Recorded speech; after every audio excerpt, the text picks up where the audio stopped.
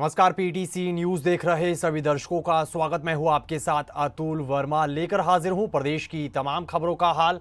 Bulletin का आगाज करेंगे, लेकिन सबसे पहले एक नजर हेडलाइंस पर। हिसार में हुए दर्दनाक सड़क हादसे में 4 दोस्तों की मौत। बेकाबू कार पेड़ से टकराई। शादी में शामिल होने जा रहे थे दोस्त। हरियाणा रोडवेज के बस ड्राइवर की बड़ी लापरवाही। दूसरी बस से आगे निकलने की होड़ और ओवर स्पीड का वीडियो वायरल। बस ड्राइवर पर गिरी गाज। गुरुग्राम में सीआरपीएफ के 55वें बैच का पासिंग आउट परेड कार्यक्रम आयोजित। सीएम सैनी ने की शिरकत। नवनियुक्त अफसरों को दी शुभकामनाएं। हरियाणा विधानसभा बजट सत्र से पहले कांग्रेस विधायक और इनेलो विधायक ने भाजपा सरकार पर साधा निशाना। बोले, उठाएंगे जनहित के मुद्दे। और हरियाणा में बीते दिनों हुई बारिश और ओलावृष्टि से अंबाला में किसानों की फसलों को नुकसान। किसानों ने सरकार से की मुआवजे की मांग।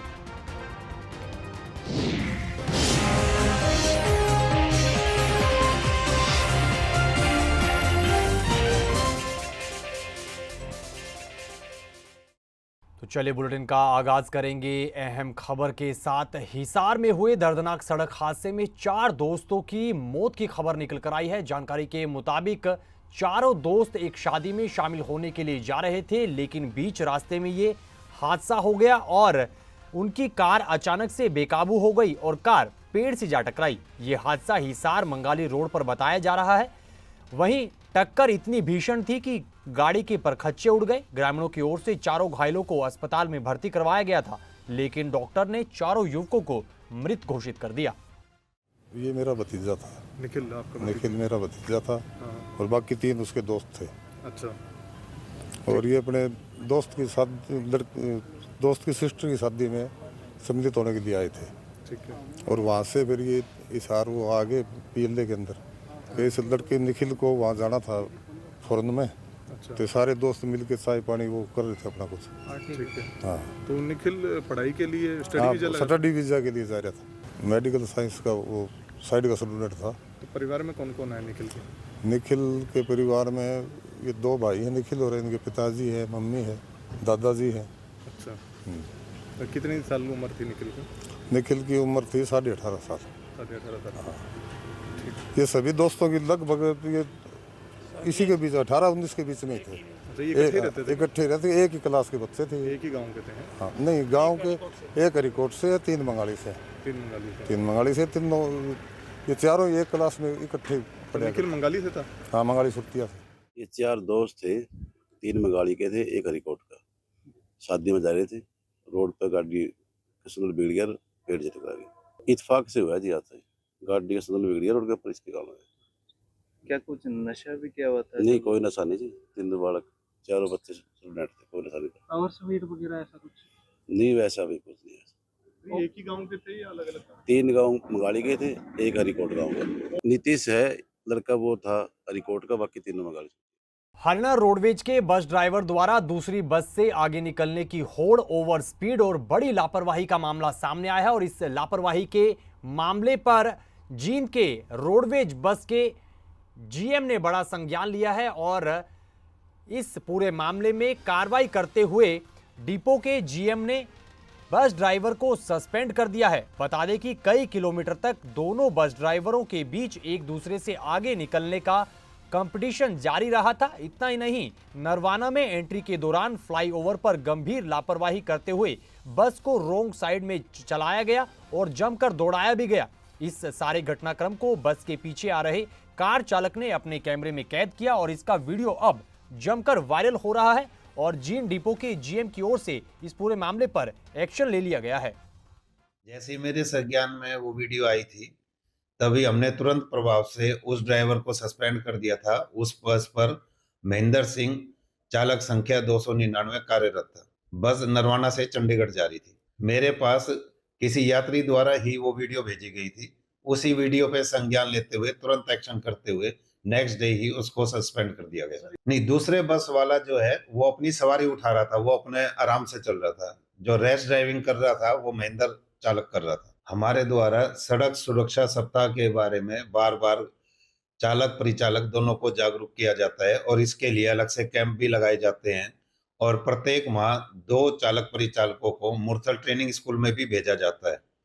और फिर भी अगर कोई चालक परिचालक इस तरह की हरकत करता है, उस पर सख्त कार्रवाई की जाती है। खबर करनाल से है। करनाल के कैथल रोड पर आर्मी अफसर के गाड़ी के दुर्घटनाग्रस्त होने का मामला सामने आया है। इस हादसे में आर्मी अफसर गंभीर रूप से घायल हुए हैं और उन्हें इलाज के लिए अस्पताल में भर्ती करवाया गया है। पुलिस अधिकारी के मुताबिक आर्मी अफसर की गाड़ी ट्रक के नीचे जा घुसी थी, जिन्हें पीछे से आ रही करनाल एसटीएफ ने बाहर निकाला और इस दौरान आर्मी अफसर को बाहर निकालने के लिए एसटीएफ को कड़ी मशक्कत करनी पड़ी। वहीं हादसे के बाद काफी देर तक कैथल रोड पर जाम भी लगा रहा। 112 की जानकारी मिली थी, भाई यहाँ पर एक्सीडेंट हुआ है पुलिस लाइन के सामने, तो यहाँ मौके पर आए हैं हम। इससे पहले ही जो इंजर्ड है उसको कोई साथ में था अन्य व्यक्ति और सरकारी मुलाजिम थे, उसको हॉस्पिटल में ले गए हैं, लेकिन उसकी हालत ज़्यादा ख़राब बताई गई है। और यहाँ पर काफ़ी लंबा जाम लगा हुआ था, जो गाड़ी को हमने साइड में लगवा दिया है और जाम को खुलवा दिया है। तो यही है सर। ट्रैफिक चल गया सर? ट्रैफिक सुचारू रूप से चल गया है जी। तो उनको गंभीर हालत बताई? अभी तक तो गंभीर बताया है जी, आगे देखते हैं। तो क्या कोई अधिकारी बता रहे हैं शायद कोई? हाँ, आर्मी ऑफिसर बताया गया है, बाकी बाद में पता लगेगा सर। तो पीछे से एसटीएफ आ रही थी, टीएम वो हाँ, वो लेके गए? वो उनको मौके से ले गए हैं, इंजर्ड को, और हॉस्पिटल में ले गए हैं, वहाँ पता लगेगा। अभी तो हम यहाँ जाम खुलवा रहे हैं और गाड़ी को साइड में लगवाया है। तो रामनगर थाना से? रामनगर थाने से। गुरुग्राम के कादरपुर में सीआरपीएफ के 55वें बैच का पासिंग आउट परेड कार्यक्रम आयोजित हुआ है, जिसमें प्रदेश के मुख्यमंत्री नायब सिंह सैनी ने बतौर मुख्य अतिथि शिरकत की है और जवानों की परेड की सलामी लेकर उन्हें शुभकामनाएं भी दी है। वहीं अपने संबोधन में सीएम सैनी ने नवनियुक्त अफसरों से लोगों की भलाई के लिए काम करने और जनसेवा की अपील की। साथ ही कहा कि ये आपके जीवन का नया अध्याय है और मैं आपके सफल और रोमांचक और चुनौतीपूर्ण करियर की कामना करता हूं। बता दें कि देश के अलग अलग आंतरिक सुरक्षा विभागों में सहायक कमांडेंट के रूप में तैनात होने वाले इन नवनियुक्त अफसरों को करीब 52 हफ्ते तक युद्ध कौशल, लड़ाई, गोलीबारी और अन्य विषयों की कड़ी ट्रेनिंग दी गई है। आज मुझे खुशी है कि इस भव्य परेड में हमारे 39 ट्रेनी ऑफिसर्स ने कदम से कदम मिलाकर शानदार परेड का प्रदर्शन किया है। मुझे इनमें 2 बेटियों को देखकर विशेष खुशी भी हुई है। इन्हें देखकर मुझे माननीय प्रधानमंत्री नरेंद्र मोदी जी द्वारा महिलाओं को सेना में कमीशन दिए जाने की बात याद आ रही है। हम उनके आभारी हैं कि उन्होंने देश की आधी आबादी की इस शक्ति को पहचाना और उनके इस निर्णय के बाद अनेक बेटियां देश की रक्षा के लिए सेना में तैनात हो चुकी हैं। हमने हरियाणा में भी बेटियों को पुलिस बल में शामिल होने के लिए प्रोत्साहित किया है। इस समय प्रदेश में पुलिस में 10% महिलाएं हैं। हमारा लक्ष्य है कि इस संख्या को हम 15% तक करना है। इधर कल से शुरू होने जा रहे हरियाणा विधानसभा के बजट सत्र को लेकर कांग्रेस विधायक अशोक अरोड़ा ने प्रतिक्रिया दी है, बयान दिया है। उन्होंने कहा कि जब बजट का 32% हिस्सा ब्याज की किश्त ब्याज उतारने में जाता हो, उस बजट से प्रदेश में विकास करवाने की क्या ही उम्मीद की जा सकती है। इस दौरान अशोक अरोड़ा ने कांग्रेस हाईकमान द्वारा बनाई गई कमेटी और कल हुई मीटिंग के साथ साथ पंजाब में किसानों के प्रदर्शन पर अपनी प्रतिक्रिया भी दी है। देखिए, मुख्यमंत्री जी खिलाड़ियों की राय ले, कर्मचारियों के लिए, किसानों के लिए अच्छी बात है, परंतु जिस प्रकार से विधायकों के पास तो ऑलरेडी प्लेटफॉर्म है, परंतु उन्होंने बुलाया था, हम गए थे, अपनी बात रख के आए हैं, परंतु जिस बजट का लगभग 30 से 35% हिस्सा ब्याज और किस्त में जाता हो, उस पर आप कैसे उम्मीद रख सकते हैं कि उस पर आपका विकास होगा। कैपिटल एक्सपेंडिचर पे 9% से भी कम बजट का पैसा खर्च लग पा रहा है। नहीं, ऐसी नेता प्रतिपक्ष वाली कोई नहीं, क्योंकि नेता प्रतिपक्ष में तो पहले से ही सभी विधायक ने एक लाइन का प्रस्ताव पास करके केंद्रीय नेतृत्व को भेजा हुआ है कि जो भी आप निर्णय लेंगे सबको मंजूर होगा। कल तो क्योंकि हमारे नए प्रभारी लगे हैं हरियाणा के, श्री VK हरिप्रसाद, उन्होंने एक मीटिंग बुलाई थी, रूटीन की मीटिंग थी, संगठन को लेके थी। संगठन को जल्दी से जल्दी कैसे बनाया जाए, इस पर चर्चा हुई। ये तो रूटीन की मीटिंग है, विधायक दल की मीटिंग हमेशा सेशन से पहले होती है, क्योंकि अभी विधायक दल का नेता नहीं चुना गया, इसलिए कांग्रेस पार्टी के प्रदेश अध्यक्ष ने मीटिंग बुलाई है। बजट सेशन में किन किन मुद्दों पे चर्चा हो, क्या क्या ध्यानाकर्षण प्रस्ताव लगे हुए हैं, उस बारे में सारी चर्चा है। अगली खबर का जिक्र करेंगे। कल से शुरू हो रहे हरियाणा विधानसभा के बजट सत्र से पहले इनेलो विधायक अर्जुन चौटाला ने भाजपा सरकार को जमकर आड़े हाथ लिया है। उन्होंने कहा कि सरकार विकास का सिर्फ दावा करती है, लेकिन जमीनी हकीकत कुछ और है। इस दौरान उन्होंने कहा कि बजट सत्र को लेकर पार्टी पूरी तरह से तैयार है और तमाम जनहित के मुद्दे सत्र में उठाए जाएंगे।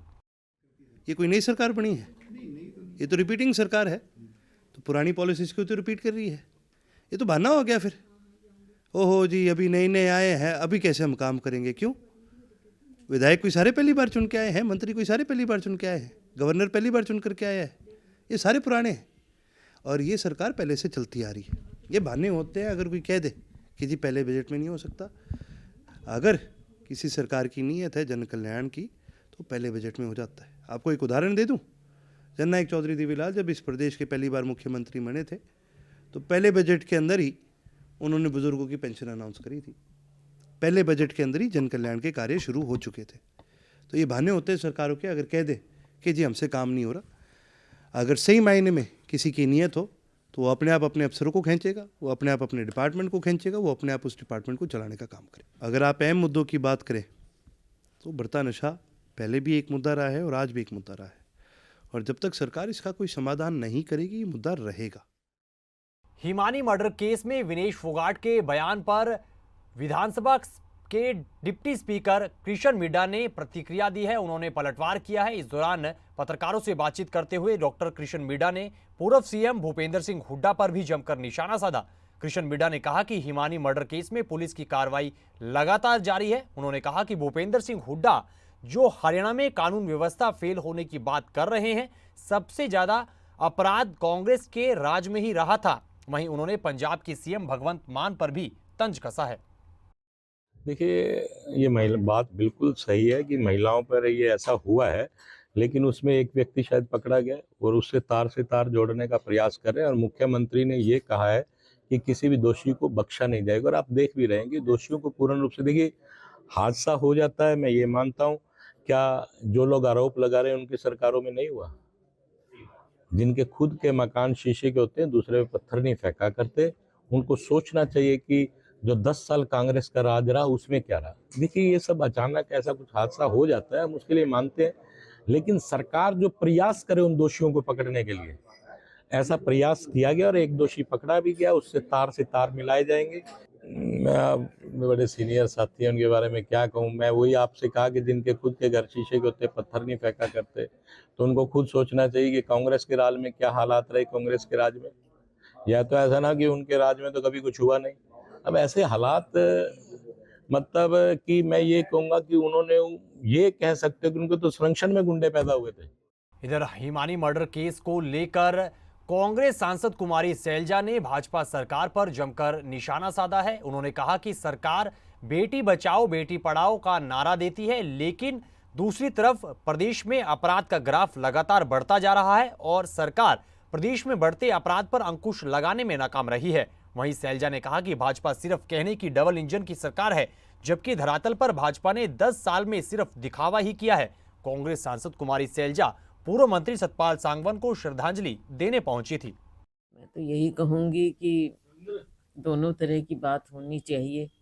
एक तो जब इस तरह के केस सामने आते हैं तो जो हमारी पुलिस है, जो भी डिपार्टमेंट है, सब इसको देख के सख्त से सख्त सज़ा और जितना शीघ्र हो वो होना चाहिए, ताकि औरों के लिए भी एक मिसाल बने कि इस तरह का माहौल हरियाणा में टॉलरेट नहीं होगा।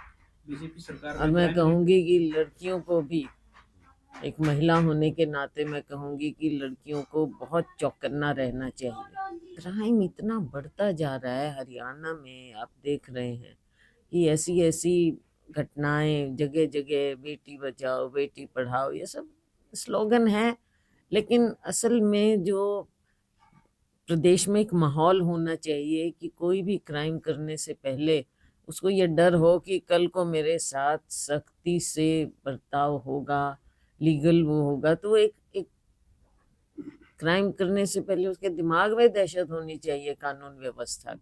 खबरों में आगे बढ़ेंगे, अगली खबर का जिक्र करेंगे। हरियाणा में बीते दिनों हुई बारिश और ओलावृष्टि से अंबाला समेत अन्य जिलों में किसानों की फसलों को नुकसान हुआ है। बात अंबाला जिले की करें तो यहां पर किसानों की आलू की फसल के साथ साथ गेहूं की फसल को भी नुकसान पहुंचा है, जिसको लेकर किसानों में काफी मायूसी है, निराशा है।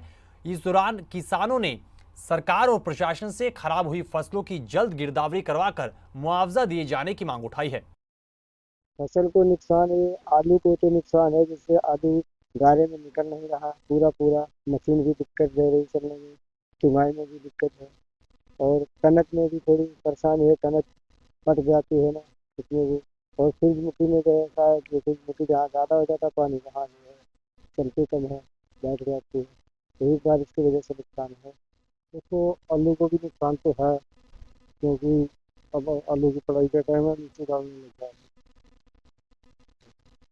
और गेहूँ को भी नुकसान है, जिसे पानी दे दिया गिर गया, साथ में हवा के साथ गिरता है। सूरजमुखी को भी जैसे नीचे है ऊपर करना आ गया, नीचे ऐसा भी अगर बाढ़ ना ज़्यादा चले, सही बात होती है तो बढ़िया था, ये जो बरसात के साथ हो रहा है। तो इस खबर के साथ फिलहाल इस बुलेटिन में इतना ही, लेकिन पीटीसी न्यूज पर खबरों का सिलसिला बदस्तूर जारी है। आप बने रहिए पीटीसी न्यूज के साथ। फिलहाल के लिए दीजिए इजाजत, नमस्कार।